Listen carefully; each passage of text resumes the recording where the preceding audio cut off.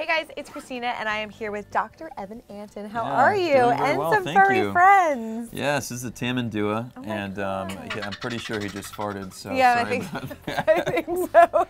Bro, he pooped on me earlier, so it's not, can I borrow this for a second? Oh man, Like he really did. He really did. He really Sorry, I'm going to pull him right back up It is here. nice to meet you. Yes, that means he likes you, so we're off Thank to a you. good Yes, start. we're off to a great start. Before we talk all about him, let's talk about you because you have a brand new Animal Planet series, do. Evan Gone Wild. Evan Goes Wild. Evan Goes Wild, Uh-huh. excuse me. It's so exciting. It is like the most exciting thing in the world for me. I've been working towards a series like this for really 13 years, and it's all about what I'm most passionate about, and that's traveling the world, exploring new places, working with wildlife all over the world, and trying to help animals along the way when I can. And I've been doing it for a long time, and now I've got a camera crew with me, and we got a TV show out of it, but it's a lot of fun. Every episode's in a different country, and cool. it was a real blast to film. Yeah, what are some places that you went to? What are some things that Yeah, you've French seen? Polynesia, the Philippines, Nepal, Sri Lanka, Kenya, you know, Mexico, Peru. We're all over the world, and I got to work with a lot of animals and I'm pretty familiar with and I've worked with before, and a lot of new animals. So some of the new ones that were really exciting for me were jaguars. Oh wow! In the Yucatan. Where are you going Where to? are you going? Where are you going? I'm going to show you something actually cool about this guy. So All they right, have so a tell us about this prehensile guy. tail. Oh my God! So he can actually hang he easily with his doesn't- I hope body he doesn't do weight. anything. Yeah, right. That was a dangerous. That was a dangerous. I don't know what I was thinking there. I should know better than that by now, especially since he's already pooped on me today. But they're incredible climbers. They are extremely strong. They've got these big claws that you can kind of see here. Wow. And his forearms are just so beefy. I mean, they're so strong. And they don't really have any other defenses, honestly, other than their claws and their strength. He can't bite. Oh, His really? mouth is so small, and he hardly has even a little jaw there. But he does have a 16-inch long tongue, and those claws are sharp, sorry. Yeah. And that tongue is used to collect insects. I mean, he likes some fruits and stuff too, but really in the wild, they're eating a lot of ants and things like that, and like colonizing insects, and he'll just, I mean, he can lick up, you know, thousands, you know, 8 or 9,000 insects a day. That's crazy. In the wild. But yeah, they're such beautiful animals. They're native to Central and South America. I've seen them in the wild a few different times when, you know, in my travels and worked with them at wildlife rescues before. Yeah. And they're so fun. And this is another name for them.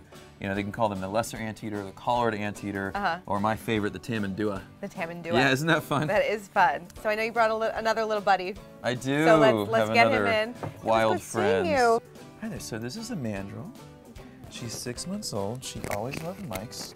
Oh, you can't do that. You can't do that. Hi. And she is a member of the largest of the monkey species. Okay. So not all primates, obviously apes like gorillas and orangutans get bigger than her. But these are native to equatorial Africa. And thank you. She's very curious. She's harmless. She just wants to be your friend, and she clearly likes you. She's very comfortable around you, which is nice. Hello. Do you want any fruit, baby? Hi. What's that? What's that? Yeah, look at you. You're totally making friends with the Mandrill today. I don't know if you knew that was going to happen. Ever. Yeah, no, she's precious. Oh my she God, really she's is. the cutest. And these guys, yeah, they're native to the jungles of sub-Saharan Africa, really through the equator, equatorial countries there. And they're related to drills and then baboons. Maybe you've heard of those. Yes. They have a lot of common with those. They're omnivores. And the males, I don't know, have you seen, you know, in Lion King, the character Rafiki? He's got that big blue and red muzzle. Yeah. That's what these guys are. That's a Mandrill. So she's a bit of a handful. And honestly, I think this is a good example of why monkeys are not good pets. Right. And you see them in the pet trade sometimes, and it's really unfortunate because, you know, this is really the age where you start realizing, wow, is this something, you know, that really belongs in the house? Yeah. Is this something I really want to try to manage? Because it's got the mentality or attitude of a toddler, yet it's capable of. I mean, look at this. I mean, it can jump everywhere. It can get into your cabinets and ruin your house and ruin your life. I mean, they're just, and it's not good for them either. Sure. But you know, she's a great ambassador for species, and she lives in a really good spot here, and where she has a good home and is well cared for and has a whole big space. She's not, you know, living in a, in a living room. Right. I mean, being that we are Us Weekly, and I know that you're super busy all the time. You were traveling for 3 months. Do you have time for a personal life? Do you have time to date and things like that? Yeah, I mean, when we were filming the show, everything was so tight to meet our air date that I was literally just MIA for almost 3 months straight. And I had a little bit of personal traveling I had to do in between, so I would come home for literally a day and a half or less, or a day, and take care of, you know, things I had to do at home, catch up on life for a minute, and then get back on the road. So, I mean, that was that wasn't super sustainable. Right. But otherwise, yeah, you know, I still work at the hospital when I can. It's very part-time compared to what it was when I was, you know, for the first few years I was out.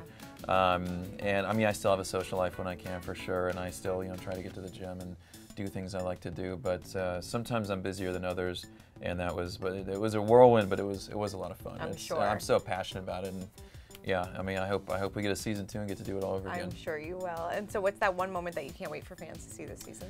Oh gosh.